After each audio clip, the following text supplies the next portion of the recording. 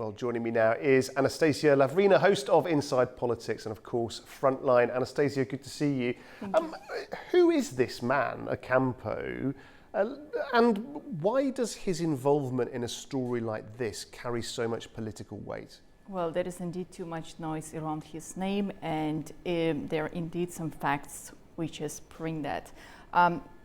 Luis Moreno Ocampo, he played a role during the Argentina's democratic transitions. That's why since the beginning he made his name, which helped me and which helped him actually to use his own name during the time while he was the first chief prosecutor of the International Criminal Court from 2003 until 2012.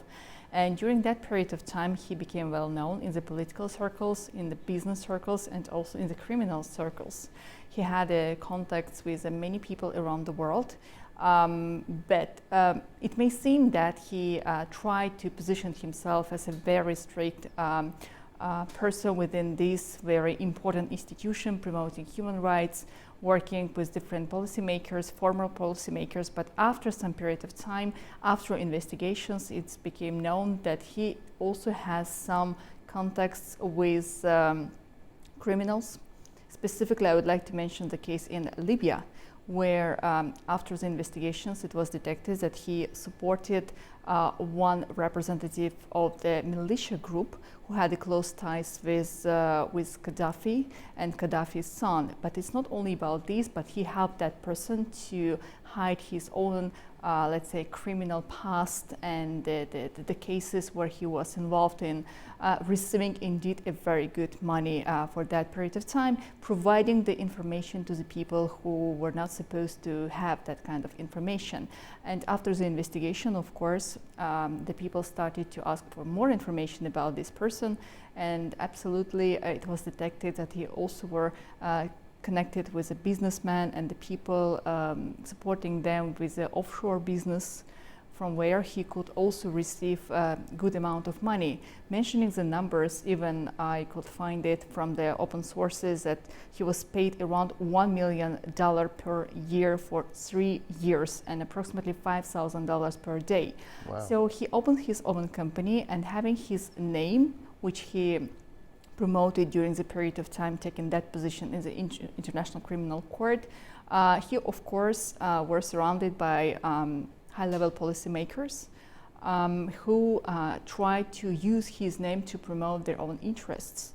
Let's say the people from the opposition, the people who wanted to have any kind of policy-making decisions, they asked him to publish any kind of documents or the books on behalf of his own name as it's the right position to be presented. But indeed, after the investigation, it was detected that most of the information was actually fabricated, and there was no any legal background. Among the people who indeed supported him, it's many representatives of the Armenian lobby in many countries, including a well-known figure, Ruben Vardanyan. It's a former Russian businessman. And from the open sources, I also could watch the video, the interview, where the presenter, the host, is asking about his contacts, Luis Moreno Ocampo's contacts with Armenian diaspora, and where he is saying that Armenian diaspora, I will quote it, is unique, and for him it's a great honor and pleasure to work with Armenian diaspora. And from the video, which was presented by Minval Politika, it's also it's also visible that he is presenting his contacts with the Armenian diaspora and lobby groups in the United States. And all of this happening during the period of time when we can see the intensification of the contacts in between of Azerbaijan, European Union, also Azerbaijan and the United States. So we can also we can also make the correlation in between what's happening in the region and the growing interest on behalf of the European Union towards the South Caucasus, and the willingness of some representatives of the Armenian diaspora to stop, to interrupt this peace-building process in between of Armenia and Azerbaijan. Connection with Vardanyan. Previously, he had a good contacts with former presidents of Armenia who were absolutely against any kind of talks and peace agreement to be signed with Azerbaijan. Then now he's also trying to position himself as a voice of those policymakers and Armenian diaspora who are willing to present the position and to support any kind of campaign, let's say the campaign around Ruben Vardanyan. Again, officially and openly, he made several statements in support of this criminal person who is now in Azerbaijani prison, and there is indeed number of issues he was doing while he was illegally staying in Karabakh.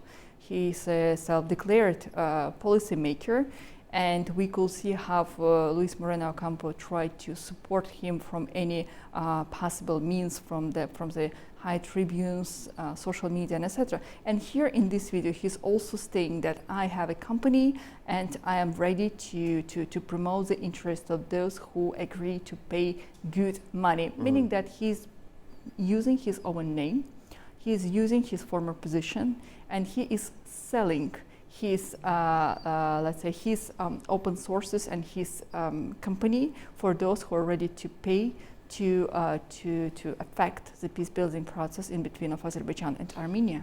Yeah, and I think that a casual glance at the video, perhaps from some viewers, Anastasia, you could be forgiven for thinking, oh, well, look, this happens a lot. It's an influential person.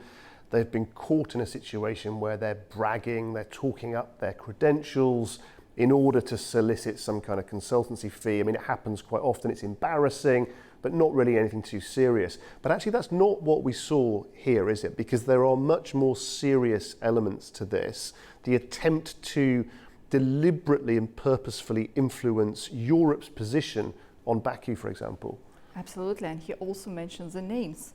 He named the people, Mr. Borrell, who, from his words, is a, let's say, close person to him and who helps him to promote his own interests. He also referred to the European Commission, bringing the case from which we can expect, from his words, that there could be any, let's say, problems in relations between the European Commission and Azerbaijan. So he's bringing the human rights and the international law, and he tries to hide the corruption under democratic principles, under the principles of democracy. He's trying to speak about human rights, again, about the democratic issues, about human rights violations in a number of countries, but it means that he tries to use it in order to hide its own corruptional schemes.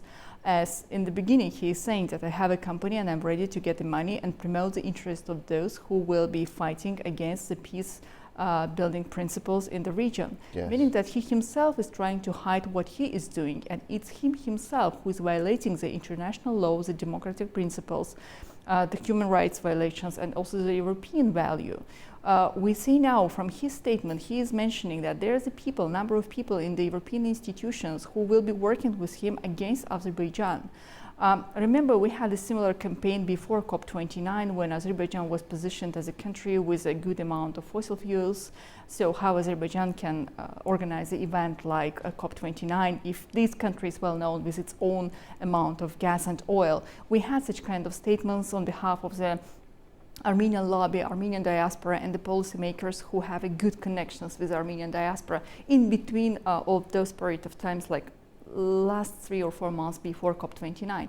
And now, as I mentioned before, when there is a real chance for two sides, Azerbaijan and European Union, to have a stable, good relations based on new realities in the region, the new agreement, two sides are continuing negotiating on that. The negotiation process started in 2017. Then imagine how many years passed, and now we have a new round of talks expecting that new agreement to be signed in between the European Union and Azerbaijan, also having more updated information about energy cooperation, about the peace in the region of the South Caucasus, restore territorial integrity and sovereignty of Azerbaijan. And within this period of time, we can see that there is a Luis Moreno Ocampo who is appear on the stage and stating that I will use my own sources and my own people. By the way, mentioning that Mr. Borrell is someone who will follow all of my requests, meaning that he tries to devaluate the values of the European Union institutions. Imagine the European Union, how many countries are there, how many representatives, how many institutions.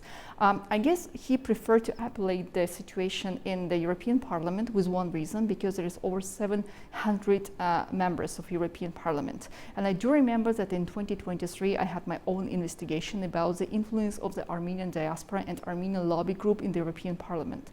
That time I mentioned several names, the policymakers, specifically representatives of the Armenian diaspora, who is playing their own game, paying a huge amount of money for the members of European Parliament and promoting their own interest against Azerbaijan, bringing to the table different kind of resolutions, appealing by different resolutions and human rights violation cases and etc., trying to position Azerbaijan as not a right partner for the European Union. Therefore, now I guess we also have to expect that all of these issues are connected with the growing role of Azerbaijan, and the fact that Azerbaijan indeed managed to have stable and good and predictable relations with a number of countries. Just recently, President Volodymyr Zelensky visited Gabala, Azerbaijan. Yes.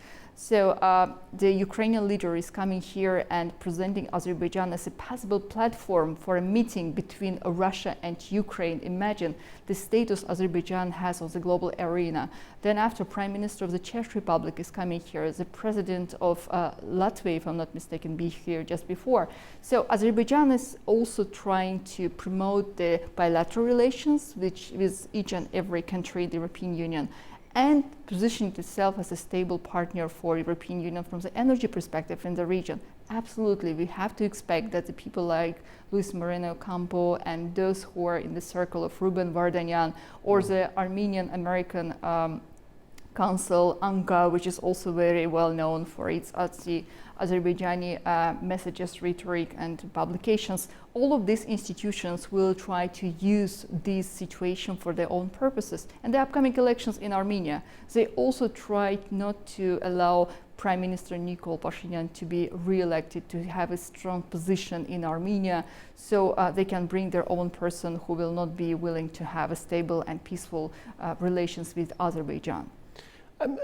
Ocampo, like Vardanyan, clearly it's very clear what they're up to. Ocampo made it very clear in the video that we saw in his own words.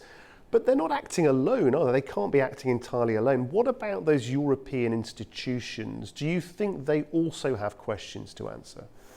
Absolutely. They should have a clear investigation after this video became available for so many people, because they are, I still believe, people and the policymakers in the European institutions who are willing to have a stable, predictable and constructive relations with Azerbaijan. But we cannot ignore the fact that they are still representative of the Armenian diaspora and the Armenian lobby, who do not want to see this constructive and the final peace agreement, comprehensive peace agreement, to be signed between Baku and Yerevan.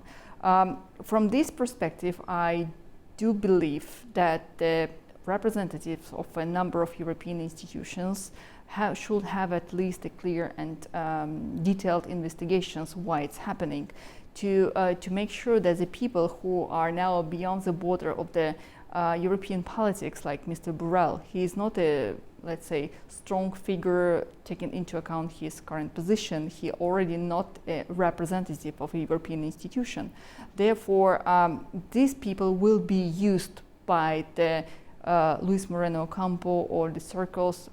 We also, AnewZ, made a very nice investigations mentioning a number of people in the European politics, and not only in Europe, but also in the United Kingdom or in the United States of America, those who are willing to destabilize the situation. Remember, in the Parliament of the United Kingdom, there were also a number of session meetings held in support of the so-called Nagorno-Karabakh, as they prefer to state it. Until now, the violation, so-called violation of human rights and etc., they were trying to, they created the petition and asked people to join it. It's happened 2 or 3 months before, about so-called destruction of the Armenian cultural heritage in the Karabakh. but they don't want to investigate. They don't want to come here and see what's indeed happened during the period of occupation of Azerbaijani lands by Armenia within almost 30 years, when a number of mosques, churches, and other cultural heritage were absolutely destroyed. We do have all of these photos, but unfortunately they do not want to refer to the documents, to these photos, to promote them, to investigate the real cases. They prefer to ignore this side of Azerbaijan, meaning that they are not following the principles of the international law and human rights. They are trying just to promote their own position. The same person, Luis Moreno Ocampo, in 2023, if I'm not mistaken, published so-called conclusion on so-called genocide in Karabakh. He was referring to the action which took place on the Lachin Road, eco-activists there, and then that special operation Azerbaijan had within just one day, which helped to restore the sovereignty in the country. And Luis Moreno Ocampo, in order to have such kind of concept, he could come to the region himself to investigate what is happening. Without the clear investigation on the ground, he cannot publish any proven document or source to be distributed, meaning that even after that case, when it was published, the people started to ask who exactly provided the material for that, who supported that investigation, and there was no any clear answer. Meaning that those people, again, I mean the high-level officials and people with the good money, paid him and used his name to promote their own interest, having that small reference, small conclusion to appeal in different international institutions without the proven facts and results. Anastasia, it's always good to have you with us. Thank you very much indeed. Thank you very much. Thank you. After the break, we'll take a closer look at whether this latest Trump-Putin call could open the door to a ceasefire in Ukraine or simply mark another pause in the long war. Don't go away.